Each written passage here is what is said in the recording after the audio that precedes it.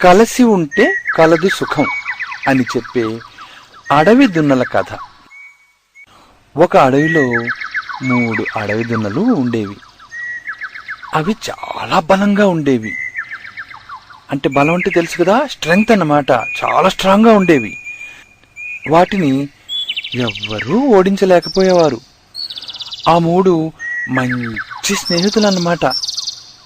అడవిలో 3 కలిసే తిరిగేవి.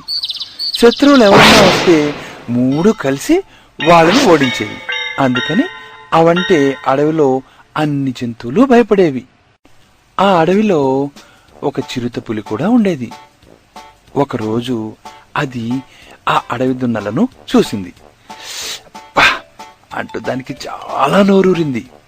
ఆ అడవి దున్నలను తినాలని ఆ చిరుతపులికి అనిపించింది. 3 కలిసి ఉంటే ఎవ్వరూ వాటిని చంపలేరు కదా. అందుకని అడవి దున్నలను విడగొట్టాలి అనుకుంది.